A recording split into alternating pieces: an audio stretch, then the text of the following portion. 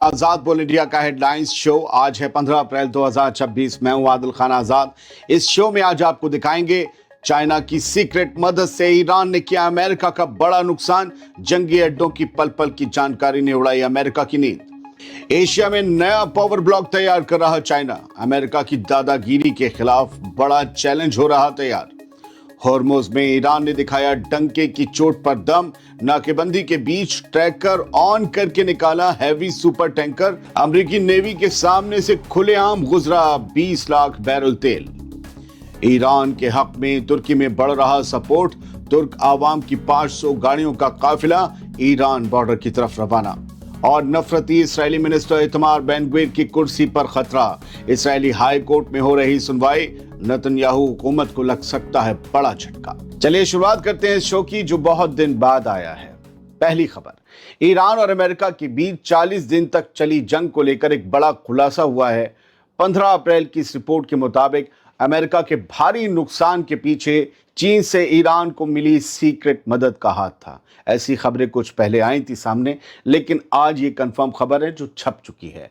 Iran ने अमेरिकी military अड्डों को निशाना बनाने के लिए चीन के स्पाई सैटेलाइट का इस्तेमाल किया था, जासूसी वाले सैटेलाइट का इस्तेमाल किया था। फाइनेंशियल टाइम्स की रिपोर्ट को बहुत से अखबारों ने बेस बनाते हुए लिखा है कि IRGC ने साल 2024 के आखिर में चाइना से TEE-01B सैटेलाइट गुपचुप तरीके से खरीदा था। लीक हुए दस्तावेज ये बताते हैं कि ईरान ने सैटेलाइट के जरिए मिडिल ईस्ट में मौजूद अमेरिकी ठिकानों की पल पल की जानकारी हासिल की। हमले से ठीक पहले और बाद में इन ठिकानों की हाई क्वालिटी तस्वीरें ली गईं ताकि तबाही का सही अंदाजा लगाया जा सके। चाइना की इस टेक्नोलॉजी ने ईरान की ताकत को स्पेस में भी कई गुना बढ़ा दिया है। इस खुलासे से साफ है कि अमेरिका के खिलाफ इस जंग में ईरान को चीन का मजबूत और खुफिया साथ हासिल था। अब इस वाकये के बाद अमेरिका और चाइना के रिश्तों में जो कड़वाहट आएगी उसका अंदाजा लगाना मुश्किल है। आगे चाइना से जुड़ी एक और खबर जो एक बड़ा ब्लॉक बनाने की तरफ आगे बढ़ चुका है, लेकिन उसके बाद ईरान के भोकाल की खबर है। ईरान ने दबदबा दिखाया है और कहीं ना कहीं अमेरिका को मायूस होना पड़ा है। तो दो खबरें जरा लाइन से ध्यान से सुनिएगा, उसके बाद भी अहम खबरें। 15 अप्रैल को आई एक खबर बता रही है कि अमेरिका के खिलाफ चाइना ने अपना नया ब्लॉक बनाना शुरू कर दिया है एशिया में। दरअसल चाइना और वियतनाम के बीच बढ़ती नजदीकियों ने दुनिया की सियासत में एक नई हलचल पैदा कर दी है। एक तरफ जहां अमेरिका का प्रेशर ग्लोबल ट्रेड और व्यापार के रास्तों को बदल रहा है, वहीं दूसरी तरफ चाइना और वियतनाम अपने स्ट्रेटजिक और इकोनॉमिक ताल्लुकात को और भी ज्यादा मजबूत कर रहे हैं। अगर ये खबर अहम ना होती तो ये खबर ना बनती। 15 अप्रैल को आई रिपोर्ट ये बताती है कि बीजिंग में हुई एक अहम मुलाकात के दौरान चाइना के सदर शी जिनपिंग और वियतनाम के नए सदर टो लैम ने इस बात को दोहराया है कि दोनों मुल्कों के बीच इन रिश्तों को गहरा करना उनकी टॉप प्रायोरिटी है। ये मेल मिलाप ऐसे वक्त में हो रहा है जब स्ट्रेट ऑफ हॉर्मुज जैसे अहम रास्तों पर जारी तनाव ने ग्लोबल ट्रेड को बुरी तरह से मुतासिर किया है। अमेरिका की तरफ से बढ़ते प्रेशर के बीच चाइना अब अपने पड़ोसियों के साथ मिलकर एक ऐसा मजबूत ब्लॉक तैयार कर रहा है जो अमेरिका के लिए एक बड़ा चैलेंज बन सकता है। ये नज़दीकियां साफ इशारा कर रही हैं कि एशिया के ये दो मुल्क अब अमेरिका के असर को कम करने के लिए एक दूसरे का हाथ थाम चुके हैं। आने वाले दिनों में ये नया अलायंस पूरे खित्ते की सूरत बदल सकता है, क्योंकि खबर ये है कि चाइना बहुत तेज़ी से कई और मुल्कों को साथ लाकर एक नया ब्लॉक बनाने जा रहा है, उसका ऐलान करने जा रहा है, और ये ब्रिक्स से अलहदा चाइना का खुद का ब्लॉक होगा। ईरान से आई एक बहुत अहम और दिलचस्प खबर सुन लीजिए। ईरान ने दम दिखा दिया है। डंके की चोट पर ट्रैकर ऑन करके अपना हैवी साइज जहाज हॉर्मोज से निकाला और अमेरिकी नेवी देखती रह गई। दोस्तों, ईरान ने एक बार फिर अपना दम दिखाते हुए अमेरिकी धमकियों की हवा निकाल दी है।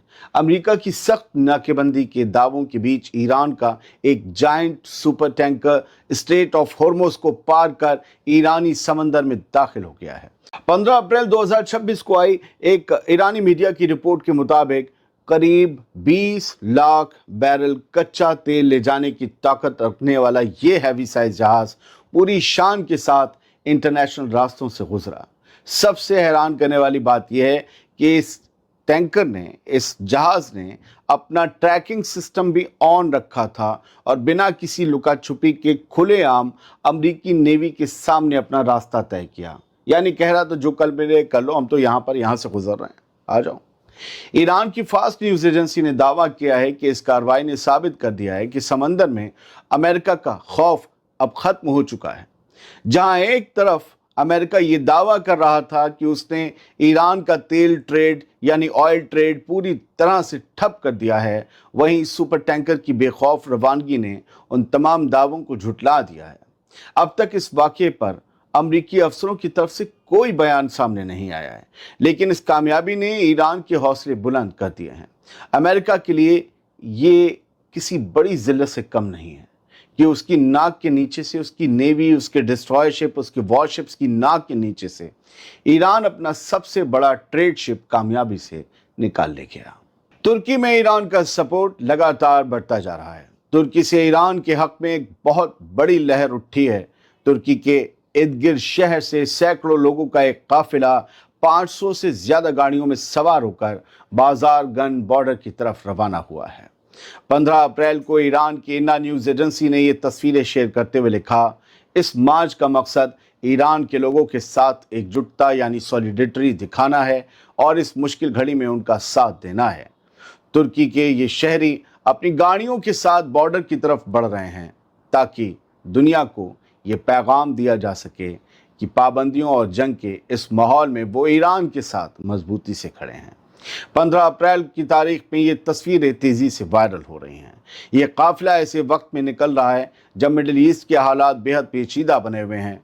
तुर्की के लोगों का ये कदम साबित करता है कि सरहदें भले ही अलग हों, लेकिन आवाम के जज्बात ईरान के हक में एक हो चुके हैं। हुकूमतों के सामने दिक्कतें और परेशानियां और मजबूरियां होती हैं, लेकिन आवाम का दिल सही जगह धड़कता है। बॉर्डर की तरफ बढ़ती ये सैकड़ों गाड़ियां अमेरिका और उसके साथियों के लिए एक साफ मैसेज है कि ईरान इस लड़ाई में अकेला नहीं। अब देखना ये होगा कि इस बड़े काफिले के बॉर्डर पर पहुंचने के बाद वहां के हालात क्या रुख इख्तियार करते हैं। नफरती बेन-गुविर की बत्ती आज बुझ सकती है। फ़िलिस्तीनी कैदियों के लिए फांसी की सज़ा का कानून लाने वाले इस्राएली मिनिस्टर इतमार बेन-गुविर की कुर्सी अब खतरे में नज़र आ रही है और ये बात सच है। इसराइल की हाई कोर्ट में एक साथ 9 जजों का पैनल इस बात पर 15 अप्रैल को सुनवाई कर रहा है कि क्या बेन-गुविर को उसके मिनिस्टर वाले ओहदे से बर्खास्त करके बाहर फेंक दिया जाए। ये खबर और ये तस्वीरें बताती हैं कि इसराइली अदालत में दाखिल अर्जियों में दावा किया गया है कि नेशनल सिक्योरिटी मिनिस्टर बेन-गुविर ने पुलिस के कामों, उनके प्रमोशन और प्रोटेस्ट रोकने के तरीक़ों में गैर कानूनी तरीके से दखल अंदाजी की है और यही उस पर ब्लेम है और यही उसका जुर्म है। कोर्ट पहले ही ये मान चुका है कि उसने कानून तोड़ा है, इसीलिए अब उसे ओहदे से हटाने का भारी प्रेशर है।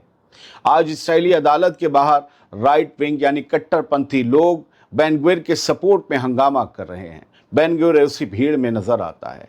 अंदर अदालत में सुनवाई चल रही है। कोर्ट को जुडिशियल डिक्टेटरशिप करार दे रहे हैं बेन-गुविर के कट्टरपंथी नफरती साथी।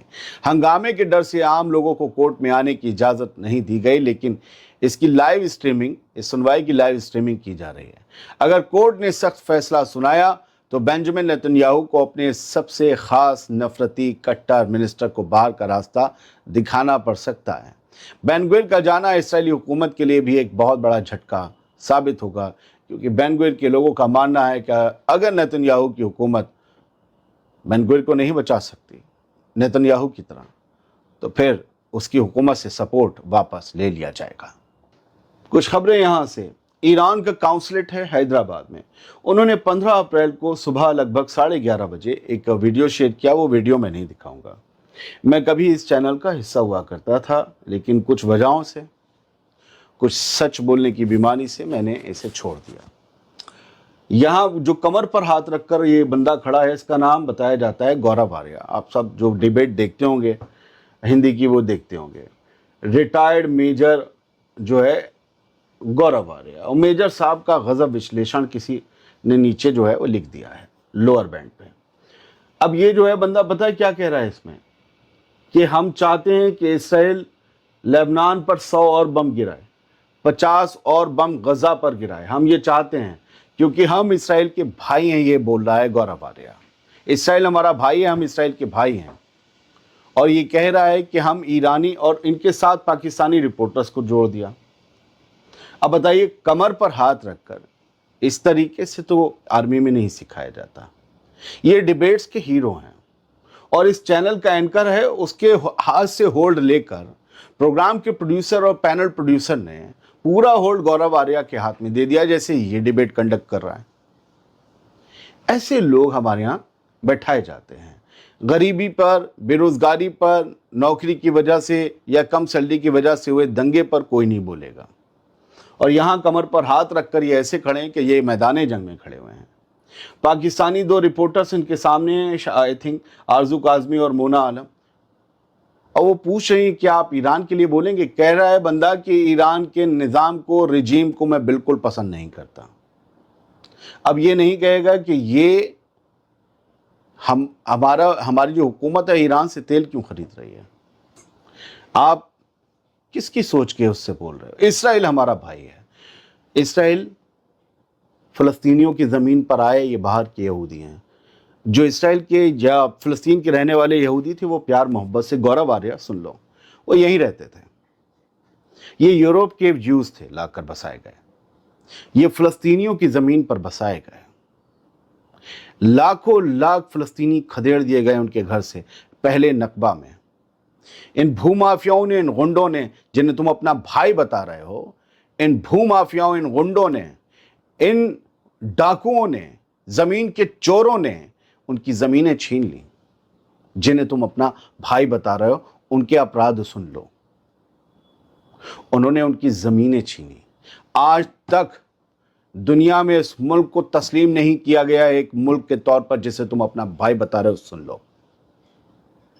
क्योंकि इसके कब्जे को इलीगल कब्जा कहा जाता है। और इलीगल कब्जा कौन करता है? गुंडा, भूमाफिया, जिसे तुम अपना भाई बता रहे हो।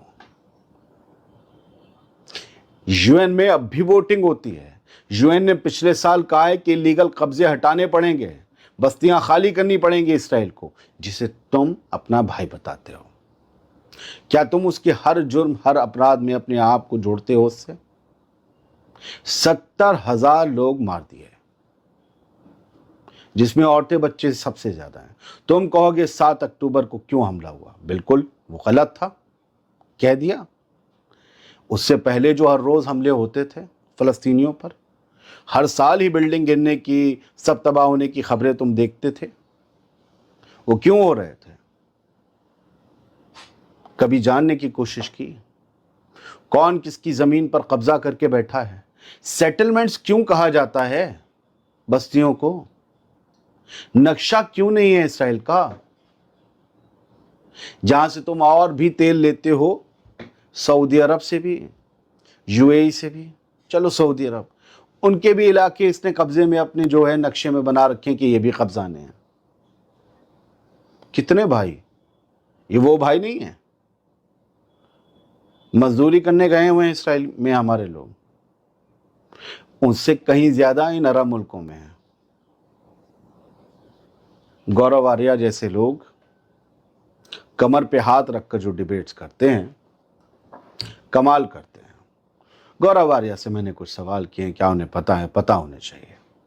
मैं अक्सर लेता नहीं हूँ हिंदुस्तान की कोई भी खबर है, हिंदी की, लेकिन इसमें थोड़ा एक मामला जुड़ा हुआ था और ईरान की कॉन्सुलेट जो हैदराबाद में, उसने ये वीडियो शेयर किया था।